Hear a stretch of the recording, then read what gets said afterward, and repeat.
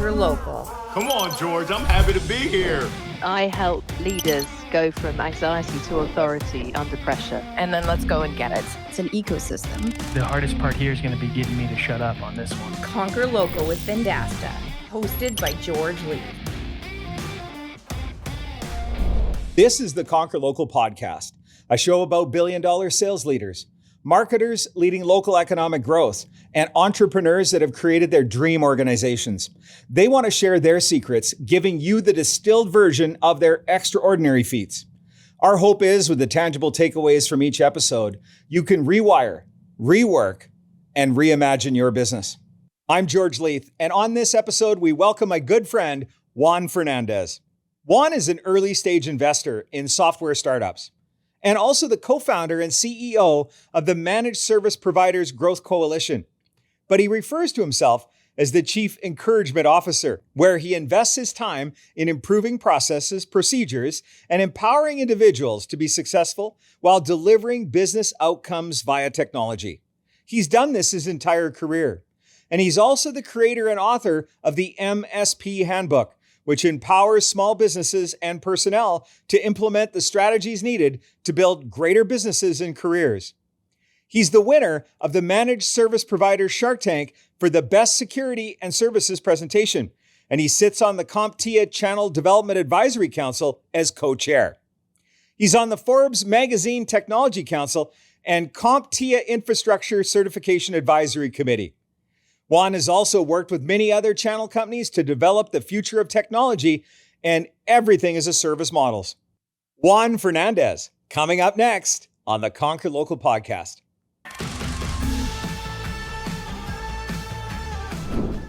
Juan, your background looks way better than mine because that's a picture. You're not really on a beach. I was like, thank you for making some time to come on the Conquer Local podcast, and you're on a beach. But you're working as always, so thanks for joining us.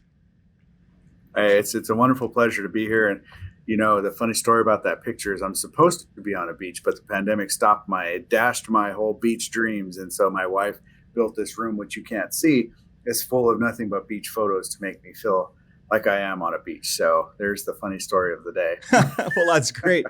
And you know, when you and I first met was at the height of the pandemic. Our friend Jay McBain was putting together a panel. He wanted a bunch of really smart people, and one person backed out. So then he called me. But you were one of those very smart people that were on the panel. And, you know, I think as we've been able to spend more time together over the past couple of years, we're cut from pretty much the same cloth. So it's really great to have you on the show. And thanks for making the time. As I promised, I was going to get you on the show at some point in time. Right now, you've got this great new title, and I love it. Chief Encouragement Officer. So you are the CEO. Yeah. And tell us about the MSP Growth Coalition. You know, obviously I came from the managed services space, and one of the big things that I recognized during that time was, the thing that was really important for me, I know, building businesses is wonderful, building new products, new services, new go-to-market strategies is excellent. But a lot of that comes from process, and that process also empowers people to be successful, right? And so what I found was unlocking the true potential of people was really like kind of one of the things that really drove me to build bigger businesses, so that process that empowered people to be successful, build wonderful cultures, which propelled, the MSP I built from 0 to about 20 million in 6 years, and it was all about the people. And so I found that empowering them was really my calling, right? And so the next business that I came out, I decided to help MSPs with after I exited that MSP. I figured, why don't I come and help MSPs figure out exactly how to unlock true success? And in that, I found that the CEO role was really Chief Encouragement Officer. It was really encouraging others to be successful and cheering them along their journey and helping them unlock success. So it was just a natural thing that happened. I remember the day I put the badge on and I wrote that title, and people were like, I love that, man. I need some encouragement. Can you help me? And I was like, this is spectacular. This is exactly what it was meant for.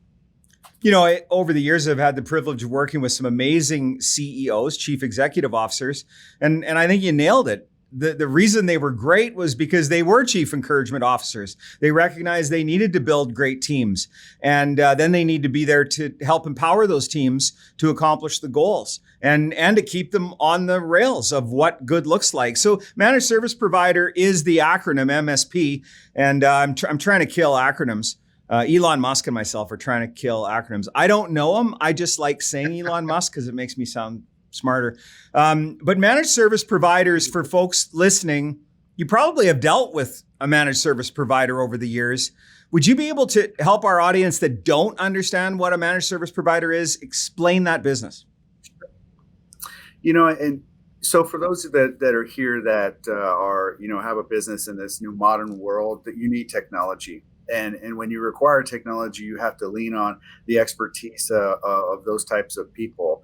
Well, now, managed services providers are basically companies that you would reach out to that would offer up products and services, support, supplies, a product, and applications that you use to run your business.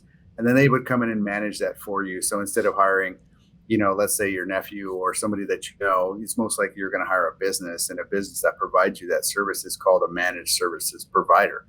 So it's really a technology company that's offering solutions to you. It's just, if they manage it for you, then they're considered a managed services provider. Now, we've talked about this a number of times. Let's get it out on the table for the audience. As technology is democratized so that it's easier for people to get a hold of, doesn't necessarily mean it's easier for them to make use of it. So having somebody that can come in and set it all up and make it all work together. So when I think managed service provider, and I'm sorry if this is an old analogy, but I think, somebody with a truck and there's a ladder on the top of it, and they come in with spools of cable and stuff like that, and they make all of the crap that I need to run a modern business work. And so I hope that's not offensive to anybody, but that's what I think of. Yeah. But then what I also think of, and this has been recent, is the level of trust that individual has with the business owner. Yeah. Because I've been working with businesses my entire career, and I would come in and give them a plan for their marketing and their advertising and then their website design and then their search engine optimization.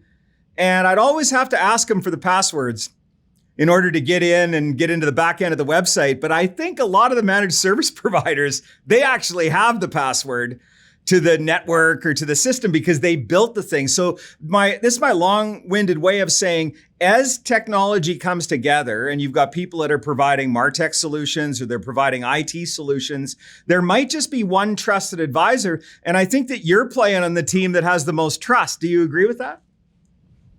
100%. I talk a lot about that. Normally, my background is a conference room table, and the reason for that is they're the trusted advisor, right? That's the trusted technology solution provider, right? They become part of your business, and they become part of as a real trusted partner. Like, I require technology to run my business, so I need you at the table to have business strategic conversations so that I can use technology to become a competitive advantage or use it in some meaningful way. Technology is not just utility anymore. Now it's, all these different things that businesses require, and they use those to build, their empires. So it's really interesting to watch how the managed service provider was one day just the guy that came in to put the wire in, and now it's really more of a strategic advisory inside of your organization because you require it.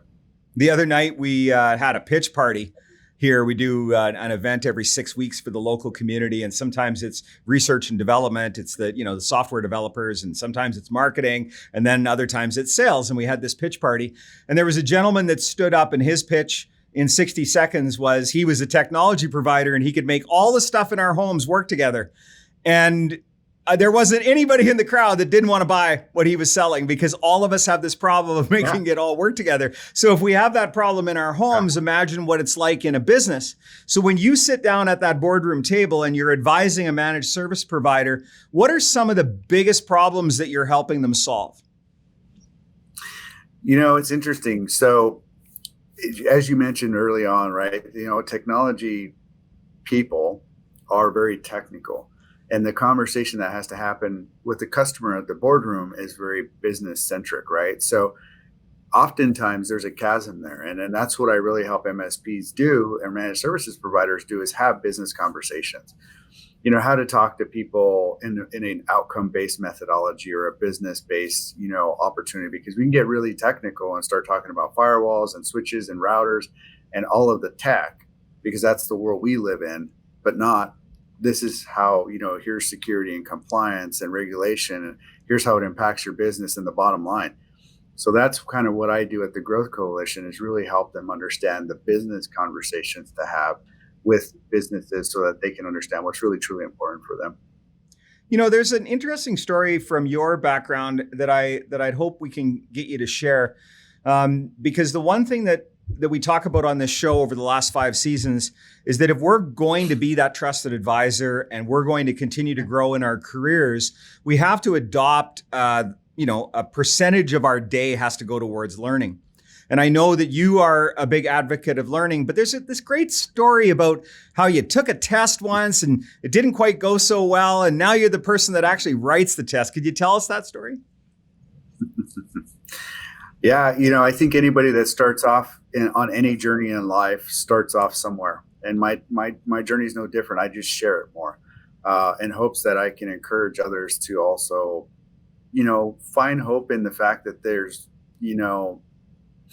an opportunity in everything that happens, even in failure. And I was no different, right? I started off in tech. I wasn't supposed to be in tech, if you will. I was supposed to be in trades. I was raised in a very rural community and in Albuquerque, New Mexico. And we, most of my family had been in trades and worked really hard. Not necessarily very educated, not necessarily not educated, but their definition of success was anything that I can do. So you can do anything, Juan. Only really what I can do is really what they were saying. It's like, I don't really know how to tell you how to do something other like be an astronaut or something like that. So I found that, I wanted to do tech. That was kind of where I was. I was working in a loan company, and I remember leaving that to go start this thing. I remember AOL showed up, and I decided, I told my girlfriend at the time, I'm going to leave this really good job over here to go start this internet thing. I think it's going to be something that I should do. And I remember everyone telling me, oh, it's a fad one, don't do it. The internet's not going to be around. Like, go focus on a real job, take a 20-year job, go to the military, do something that has a future, not the internet. And it was interesting because as I got there, I realized that I didn't know anything about computers. And so I decided, one day to take a test. And at that time it was called the CompTIA A+. They were like, I was really good at customer service, but I couldn't fix everyone's problems. And I said, there's something I got to figure out here, and that's how to solve their problem. And if I don't know everything about it, how can I solve it? So I went to go take this test, and I remember everyone saying, you're not going to make it, Juan. Like, you're not smart enough to do that kind of thing. And I took the test, and then I failed the damn test, right? And I was like, oh God, they were right, and everything started coming in and piling up. Think, all those words from everybody saying you can't do this, and I was like, maybe I can. And at the time, my girlfriend was like, and now my wife, right? She was like, you can't let that get you down. You need, and we didn't have money back then. We were super poor. Like, I was like 17 years old. Like, I didn't have no money. So I decided to go take that test again. And then I passed that test. But, the reason that I failed it the first time, it wasn't that, I got in my head saying, oh, I don't do good at tests. Everything everyone says, I don't do good at tests. I don't do good under pressure. I'm not good at studying, all these things. I made all those same excuses, and it was BS. I just didn't study hard enough. Like, I was like, all right, you're lying to yourself, dude. Come on, seriously, get with it. So I studied really hard, and I went back and I passed that test. And immediately the moment I unlocked something called You Can. And I just kept on. I was like, really? Can I do this? Am I really smart enough to do this? And then I just kept on feeding off of that. And I remember everyone telling me I couldn't do it. And every time I would just use that as fuel. And I was like, I'm going to prove you wrong. I'm going to do this. And I kept doing it, and I kept doing it. And more certifications I got, the more and more I kept climbing up that ladder. And it was interesting because then it just really unlocked this I Can initiative inside of myself. And it's funny because years later, and this was like the crowning glory of all of the things that I think I've done. I remember the day that CompTIA called me and was like, can you explain to me why you're taking the test so many times? And I was like, uh-oh, I might be in trouble. And I thought they might be thinking that I was trying to hack the test because I had taken my A+ 6 times. And normally that's not. They were like, why are you doing that? Like, you were grandfathered. Why did you do that? And I was like, everywhere I go, I challenge the people that are around me to take the test. And if they can pass with a higher score than me, I'll pay for the test. And they were like, wow, that's an interesting initiative. And so I had my A plus and my security plus and my network plus and all these other tests a multitude of times. And it just didn't make sense. So they invited me to come and help write the test. And I remember that moment. It was just like probably one of the most proud moments. I was like, this test owned me. And this, now I get the chance to actually help write this test, was just absolutely baffling. And so it was just one of my most proudest moments, man. So I really look back on that. And, you know, I encourage people that, and that's why I tell the story, right? The test that one day owned me, now I own it, right? I've written it. I write it continuously. I've been writing it for years now. And it's a really proud moment for me. We should buy the rights and have Drake playing in the background, started at the bottom. Now I'm here. I love that. I love that story. And so now here we are. You've written a book. Let's talk about the book. Yeah. The MSP Owner's Handbook, Definitive Guide. Yeah. The definitive guide, man. It's right here. You know, it was interesting as I started helping MSPs, you know, and speaking on stage a lot. Obviously, George, we've shared many stages together talking about, you know, that thought leadership about, you know, how to empower us to be successful. And I just felt like I wasn't able to answer when, like, so many people have so many questions. And it was like, you know, I can't be one thing to everybody. And so I felt, look, let me just go ahead and create this content and get it out there. And then they can go and read it and they can take all that mind share and they can feed off it and they can unlock success. And then they can report back how it's working. And, you know, I thought originally, let's just do this. And, you know, maybe we'll sell a couple books. At least it'll get, you know, I'll be able to hand this down and be like, here you go. And ironically, you know, when I said that, I said, you know what, here's the thing I'm going to do. Instead of, I don't need the money, I'm doing this to help. I'll take the money from the book, I'll put it in a fund. And for those people that struggle like me to get certified, we'll take that money, and if they write a questionnaire and fill out some information, we'll actually pay for their certification and champion them through the product. Because I've been doing that for years with young folks and helping them and sponsoring them through, and, you know, supporting certain people that have a good story that are just looking for some help. I always launched it called Thanks for Giving. And so I would always give away vouchers during this time of year, which I'm still doing. And I've been doing it for a multitude of years. And I just follow people through their journey and just cheer them on in the background. It's just something I wish somebody would have done for me. So when we wrote the book, I thought, maybe we sell a couple, we'll sponsor a couple vouchers. And then it just blew up. Like, the channel just came at that thing like a Mack truck. And it started a whole nother business that I didn't know I needed. And now the MSP Owner's Handbook is doing really well. And we've raised almost $30,000 to be able to give back. And here in December, we're going to announce a big announcement that we're going to be able to start offering that back. We've got so much outpouring of support from so many different people that want to get behind the initiative of just helping people find, you know, opportunities to get into tech.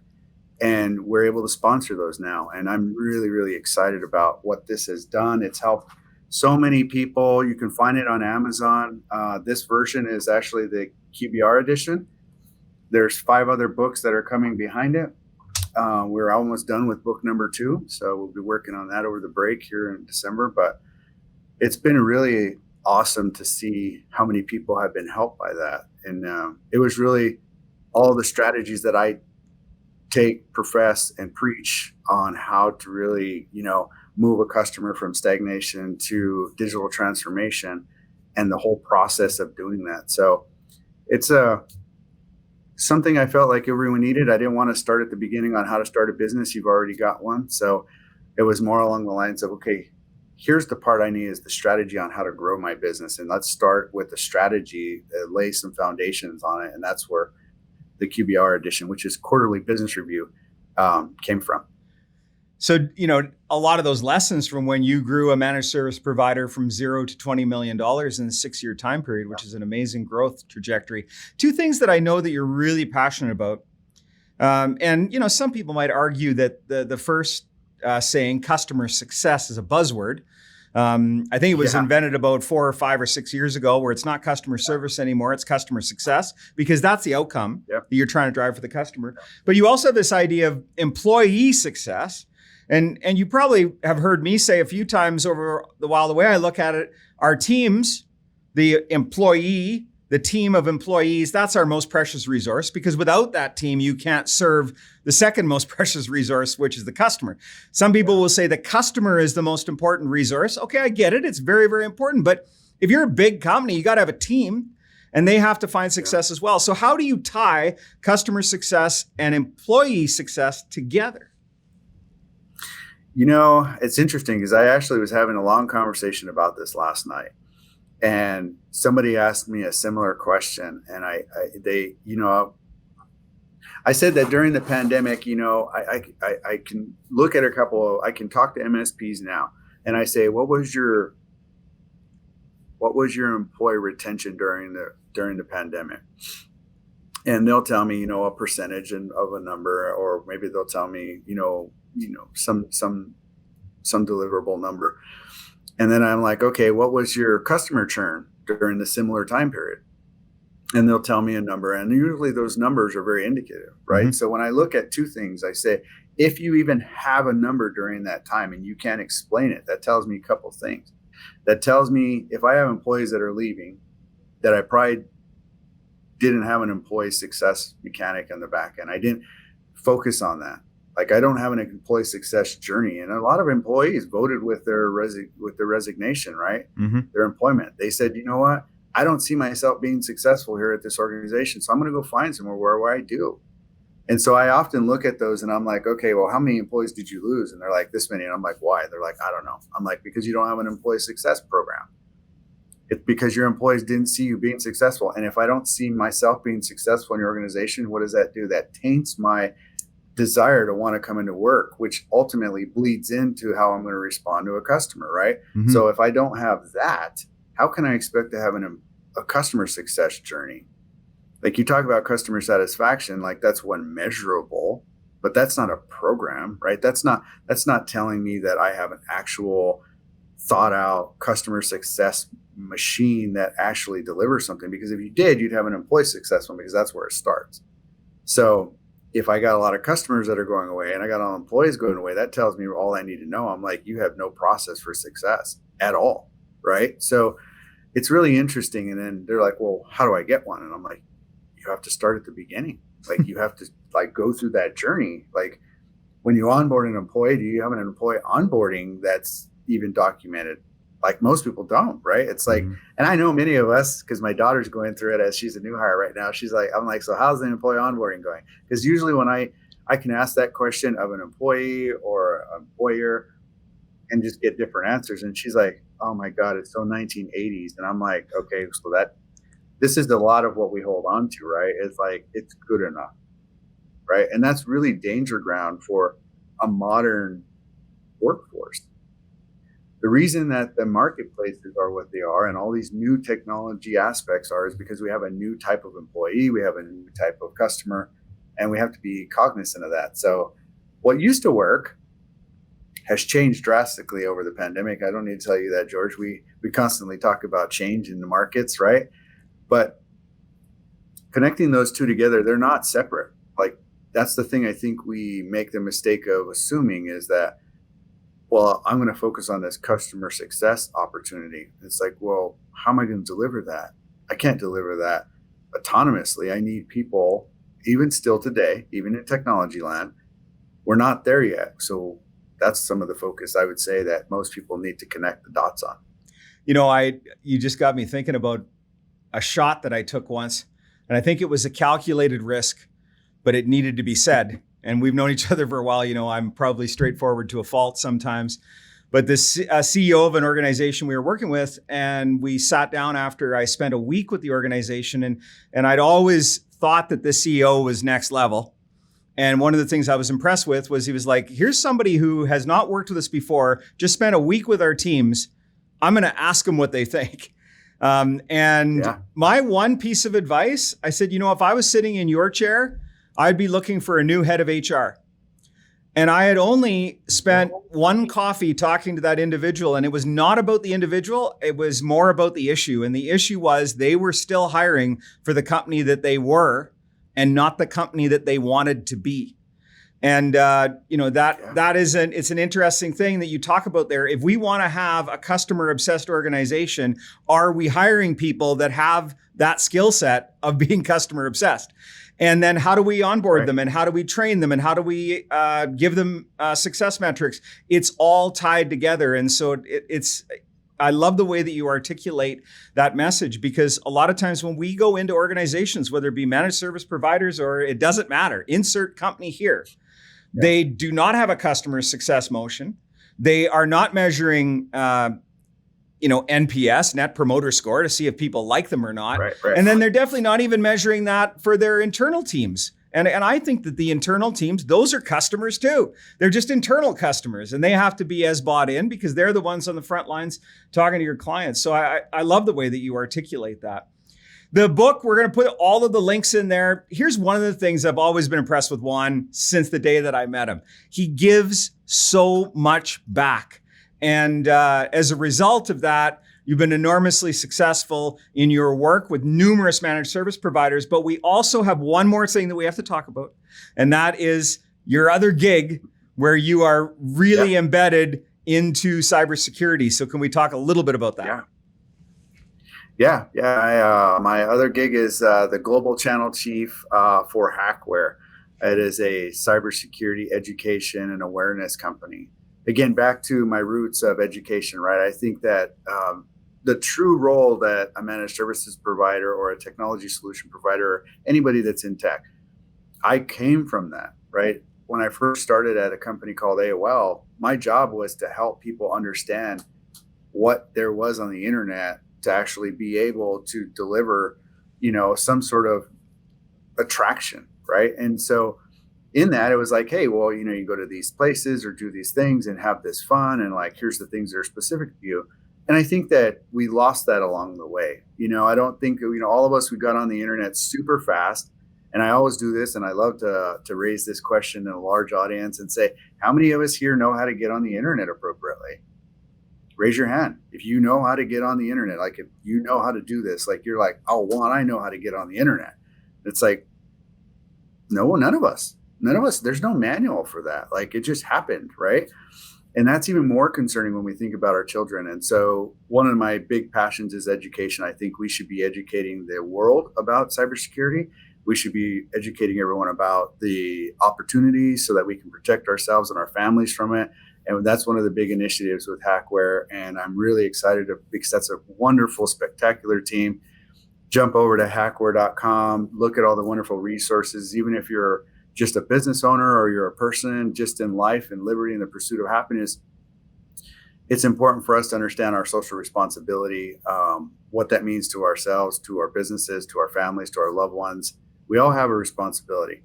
And now we're just having to learn these new ways of doing things. And what does the internet mean to me and to my business? And how do I protect my family from it? I know we all have, if you have children, you know what I'm talking about.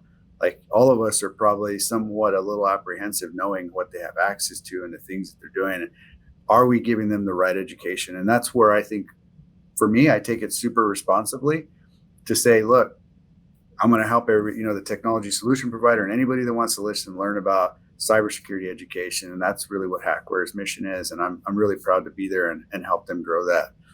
Well, and all we have to do is look at our inbox, and there's somebody in there trying to hack us pretty much on a daily basis. So it is something top of mind. We don't have to go too far to find companies, and I mean very large organizations that should have their shit together, that have been shut down for 6, 8, 10 months in components of their business because they've been hacked. So this is definitely something that we need to be paying attention to. And I'm glad that you're on the education side of it, because that's where it lines up. Ladies and gentlemen, my good friend, Juan, the Chief Encouragement Officer, the MSP Growth Coalition. We're going to put all of the great connections to get a hold of Juan in the show notes. And we did it, my friend. We got you on the Conquer Local podcast. We got it. We did it. We appreciate your time, and it's been great speaking to you. You too. It's wonderful to have you, George, and to be here with you. Thank you, man. It was a pleasure speaking to my good friend, Juan Fernandez. Juan focuses on the process of empowering people to be successful. For instance, helping managed service providers unlock success and building great teams. It's something worth mentioning, the importance of educating people about cybersecurity. It's up to us to understand our social responsibility and what it means to ourselves, our families, and our communities. And you can tell that Juan is very passionate about giving back to the industry that has made him so successful over the years. If you liked Juan Fernandez's episode discussing empowering managed service providers in achieving success, let's continue this conversation. Check out the episode 415, Analyzing the IT Channel with our own Andrew Down, or episode 320, Defining SaaS Channel Partners with Janet Shine. Please subscribe and leave us a review wherever you listen to the podcast. And thanks for joining us this week on the Conquer Local podcast. My name is George Leith. I'll see you when I see you. You've been listening to the Conquer Local podcast presented by Vendasta. Tune in next week for a new episode. Guest discovery and produced by Sullivan Adams. Marketing by Rory Lawford, Nicole Lozon, and Sullivan Adams. Executive producers, Brendan King, George Leith, and Sullivan Adams. Recorded at Vendasta headquarters on the Canadian Prairies.